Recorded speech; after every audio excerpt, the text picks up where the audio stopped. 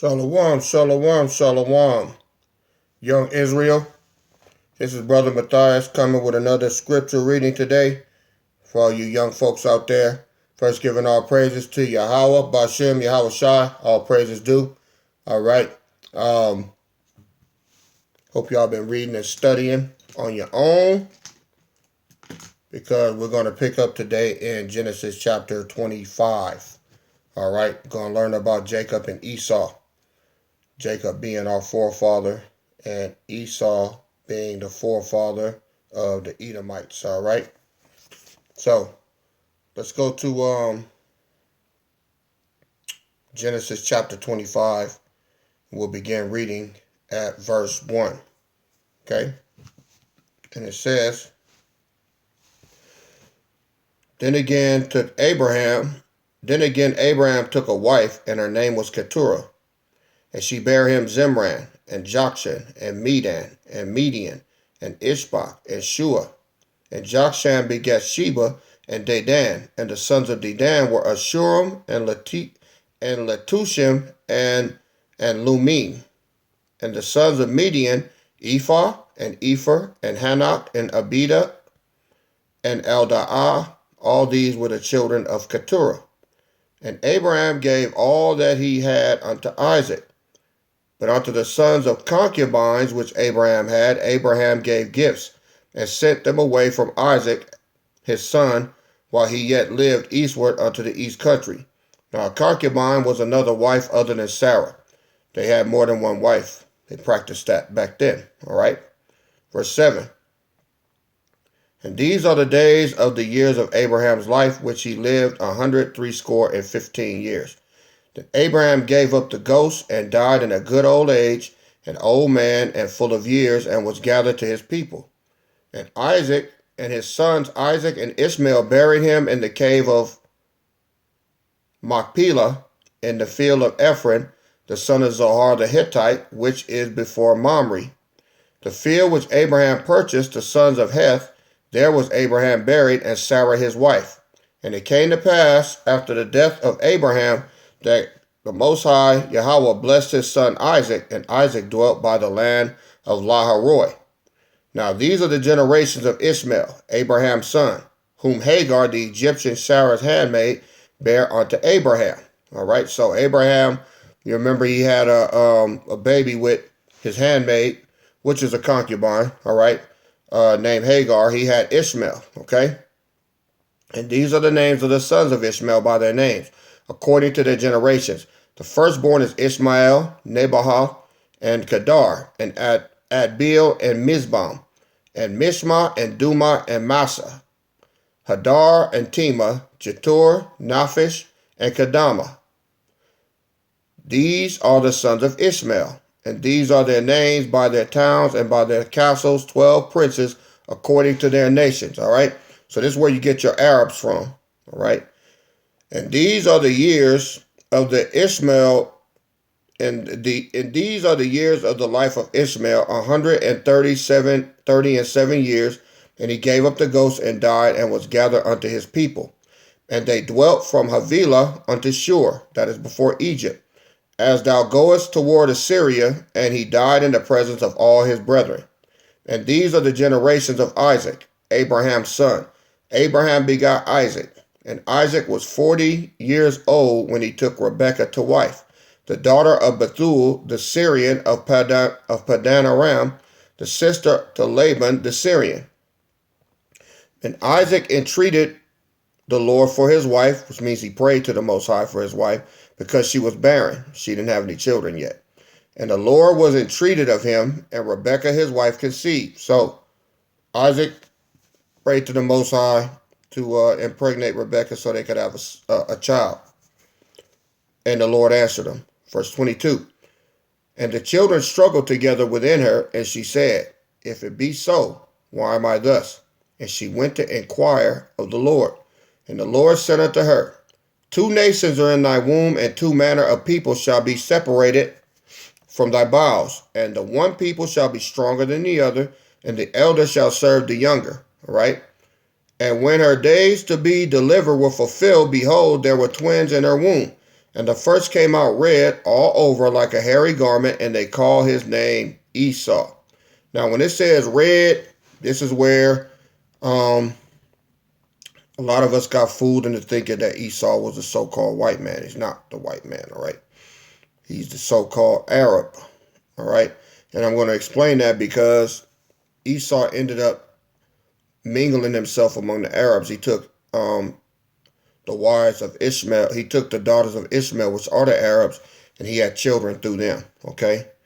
So now when you look in the Middle East, which is what it's called, you got the Arab nations, and then you got Saudi Arabia. The Saudis are Esau, and then you got the Arab nations under them, all right? And after that came his brother out, and his hand took hold on it, Esau's heel, and his name was called Jacob. And Isaac was 60 years old when she bare them. That's 60 years old. And the boys grew, and Esau was a cunning hunter, a man of the field, and Jacob was a plain man dwelling in tents. And Isaac loved Esau, because he did eat of the venison, but Rebekah loved Jacob. All right? Venison is like deer meat. See, Esau was a hunter, so he went out hunting all the time. Jacob was more of a plain man dwelling in tents. All right? He lived a simple life. Esau was always out in the field hunting. Okay?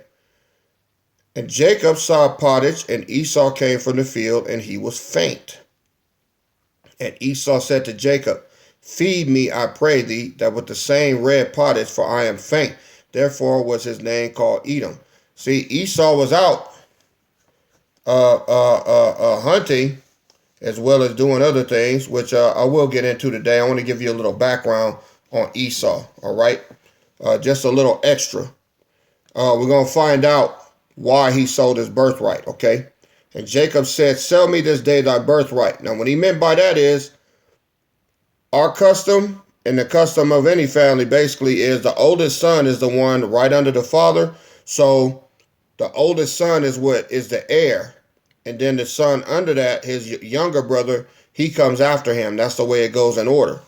But because Esau was wicked, the Most High said that the younger was going to be the beneficiary, okay, which is Jacob, which is our forefather. So this is how we ended up with the blessing, all right?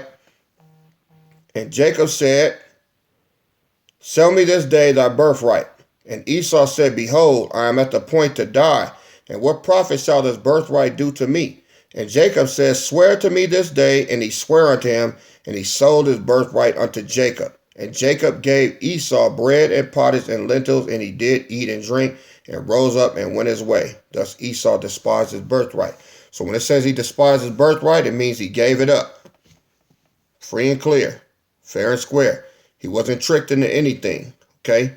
Now I want to show y'all why Esau gave up his birthright. Esau thought he was going to be killed, and there's a reason for that. This here is called the Book of Jasher. This is one of the lost books that it goes more into detail, all right, in the scriptures, so you can get a little background on things that the Bible really doesn't give background on. Bible a lot of times gives us a more kind of vague description of what's happening. And then if you want to go further into it, you can go into different books to find out what happened. And this is one of those times we're going to do that. We're going to find out about Esau, okay? Why did Esau give up his birthright? Why did Esau give it up so easy? If you read the story, it sounds like Esau just was either lazy or, he couldn't wait till he got home. No, it wasn't it at all.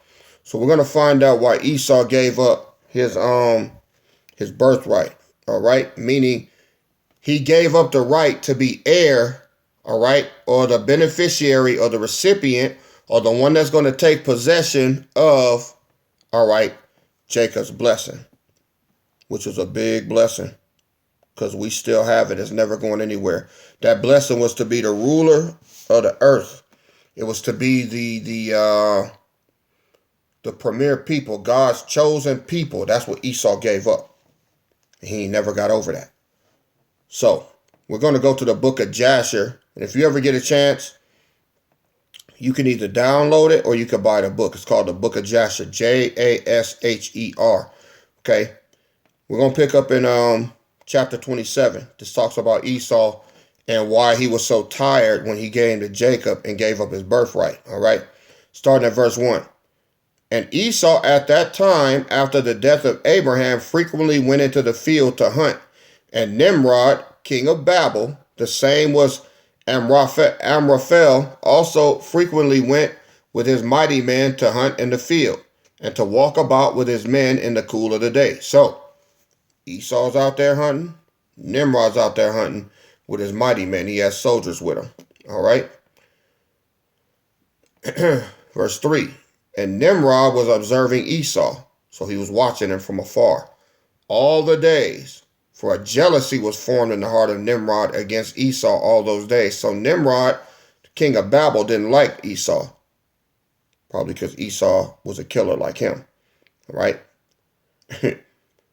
And on a certain day, Esau went in the field to hunt, and he found Nimrod walking in the wilderness with his 2 men. And all his mighty men and his people were with him in the wilderness, but they were moved at a distance from him. So Nimrod had a certain amount of soldiers with him, but they hung back, and then they just sent 2 armed security with Nimrod. All right. But they were moved at a distance from him, and they went from him in different directions to hunt. And Esau concealed himself from Nimrod, and he lurked for him in the wilderness. So Esau was hiding out there in the field. And Nimrod and his men that were with him did not know him. And Nimrod and his men frequently walked about in the field at the cool of the day, and to know where his men were hunting in the field. And Nimrod and 2 of his men that were with him came to the place where they were. When Esau started suddenly from his lurking place, and drew his sword, and hastened and ran to Nimrod and cut off his head. So Esau killed Nimrod. He cut his head off. All right. And Esau fought a desperate fight with 2 men that were with Nimrod. And when they were called out to him, Esau turned to them and smote them to death with his sword. So Esau murdered Nimrod by cutting his head off.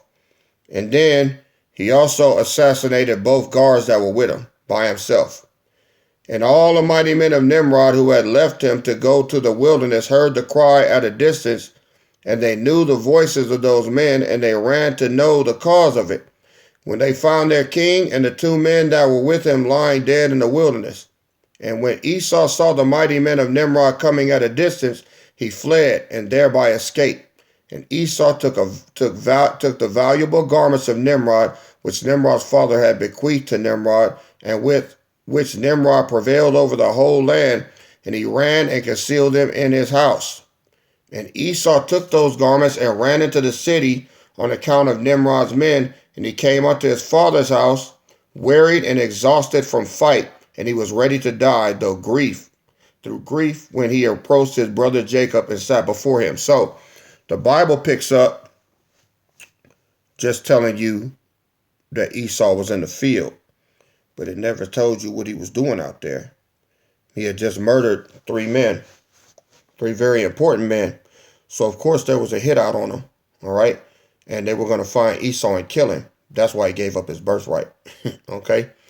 So, verse 12, and he said unto his brother Jacob, Behold, I shall die this day, and wherefore then do I want the birthright? And Jacob acted wisely with Esau in this manner, and Esau sold his birthright to Jacob, for it was so brought about by the Lord.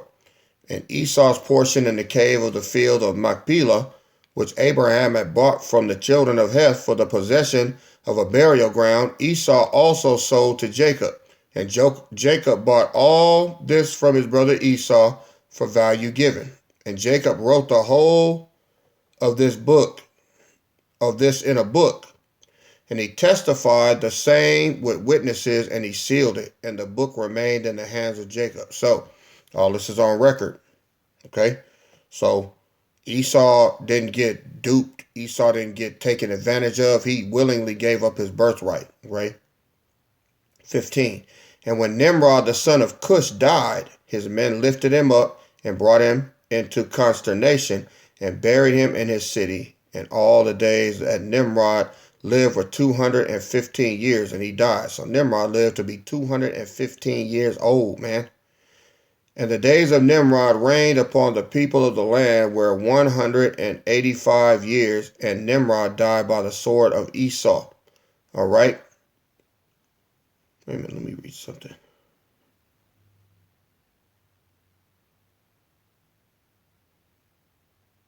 Okay, I want to be sure I got that right. And Nimrod died by the sword of Esau in shame and contempt, and the seed of Abraham caused his death, as he had seen in his dream. So, the seed of Abraham is what killed Nimrod, all right? That's how they see it. And at the death of Nimrod, his kingdom became divided into many divisions, and all those parts that Nimrod reigned over were restored to the respective kings of the land, who recovered them after the death of Nimrod. And all the people of the house of Nimrod were for a long time enslaved to the other kings of the land. So, when Nimrod was killed by Esau, Nimrod's people paid the price for that, because Nimrod, his kingdom lost its power, and then the people were put into servitude to the other nations. They were enslaved. So they weren't too happy about that. All right. Now that we know what happened with Nimrod and Esau, let's go back to Genesis chapter 26. And there was a famine in the land, beside the first famine that was in the days of Abraham. And Isaac went unto Abimelech, king of the Philistines, unto Gerar. And the Lord appeared unto him, and said, Go not down into Egypt. Dwell in the land which I shall tell thee of. Sojourn in this land, and I will be with thee, and will bless thee. For unto thee and unto thy seed I will give all these countries, and I will perform the oath which I swear unto Abraham thy father. And I will make thy seed to multiply as the stars of heaven, and will give unto thy seed all these countries. And in thy seed shall all the nations of the earth be blessed. Because that Abraham obeyed my voice, and kept my charge, my commandments, my statutes, and my laws. And Isaac dwelt in Gerar. And the men of the place asked him of his wife, and he said, She is my sister. For he feared to say, She is my wife.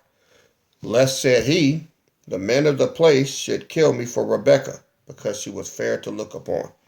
Now, y'all know Abraham did the same thing with Sarah. Ain't that something? Like father, like son. Same lie, same reason. Verse 8, And it came to pass, when he had been there for a long time, that Abimelech, the king of the Philistines, looked out at a window, and saw, and behold, Isaac was sporting with Rebekah his wife. And Abimelech called Isaac, and said, Behold, of a surety she is thy wife. And how saidest thou, She is my sister? And Isaac said unto him, Because I said, Lest I die for her. And he said, I told y'all she was my sister, because y'all wouldn't kill me if you knew that she was my wife. And Abimelech said, What is this that thou hast done unto us? One of the people might lightly have lied with thy wife, and thou should have brought guiltiness upon us. He said, You shouldn't have did that. One of my men might have laid down with her and put our whole nation in trouble, because Most High don't play back then, man. He don't play now. We just under these curses, but if they would have done that, it would have brought judgment on the whole nation for touching that one woman. We're supposed to touch her. And Abimelech charged all his people, saying, He that toucheth this man or his wife shall surely be put to death. Then Isaac sowed in that land, and received in the same year 100-fold, and the Lord blessed him. And the man waxed great, and went forward, and grew until he became very great. For he had possession of flocks, and possession of herds, and great store of servants, and the Philistines envied him. For all the wells which his father's servants had digged in the days of Abraham his father, the Philistines had stopped them, and filled them with the earth. So every time they dug a well, they stopped them and then filled it back up with dirt. And Isaac departed thence, and pitched his tent in the valley of Gerar, and dwelt there. And Isaac digged again the wells of water which they had digged in the days of Abraham his father, for the Philistines had stopped them after the death of Abraham. And he called their names after the names by which his father had called them. And Isaac's servants digged in the valley and found there a well of springing water. And the herdmen of Gerar did strive with Isaac's herdmen, saying, the water is ours. And he called the name of the well Esek, because they strove with him. So they were arguing about the well. And they digged another well and strove for that also. And he called the name of it Sitnah. And he removed from thence and digged another well. And for that they strove out. And he called the name of that Rehoboth. And he said, for now the Lord hath made room for us, and we shall be fruitful in the land. And he came up from thence to Beersheba, and the Lord appeared unto him the same night, and said, I am the God of Abraham thy father. Fear not, for I am with thee, and will bless thee, and will multiply thy seed for my servant Abraham's sake. And he builded an altar there, and called upon the name of the Lord, and pitched his tent there. And there Isaac's servants digged a well. Then Abimelech went to him from Gerar at Ahuzath, one of his friends, and Phicol, the chief captain of the army. And Isaac said unto them, wherefore come ye to me, seeing ye hate me, and ever sent me away from you?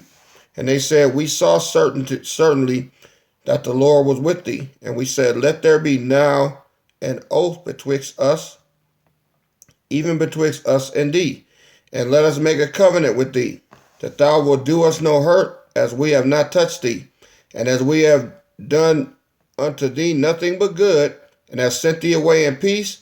Thou art now the blessed of the Lord. And he made them a feast, and they did eat and drink. And they rose up betimes in the morning, and sware one to another, and Isaac sent them away, and they departed from him in peace. And it came to pass the same day that Isaac's servants came and told him concerning the well which they had digged, and said unto him, we have found water. And he called it Sheba. Therefore the name of the city is Beersheba unto this day. And Esau was 40 years old when he took to wife Judith, the daughter of Beeri the Hittite, and Bashemath, the daughter of Elon the Hittite, which were a grief of mine unto Isaac and Rebekah, because Esau was disobedient, and he took these wives of the daughters of Ishmael. Okay, so Jacob and Rebekah wanted him to take a wife from the women of his own nation, and he didn't do it. So Esau was just a hard-headed individual, man. All right, hard-headed, unaccountable, and very arrogant. So because he did this, he eventually, he was cut off from birth, but he started to live out the fact that he was rejected by the decisions that he was making. All right, so that's going to end our reading for today. All right. We read 25 and 26. So our next reading will be starting in chapter 27. All right. So as I told y'all read ahead, and I will see you next time. Okay. Study these passages, though. Study the passage that we just put up today. All right. And if you can, ask mom and dad, or if you're a young teenager or something like that, download that book of Jasher. It's free. Okay? Go to Google, punch in Book of Jasher, Jasher, download it, and then go back through the book of Jasher, chapter 27 today, to build you up to what we just read, so that you can learn about Esau, because he's a very important figure. All right? So, this is Brother Matthias signing off, giving all praises to Yahweh, Bashem, Yahweh Shai. Little people and not so little people, love y'all. All right, can y'all see me? Can y'all see me? All right. All right, this is your Brother Matthias checking out of here, and I will see y'all shortly next time. All right, love y'all. Shalom. All praises due. Matthias out.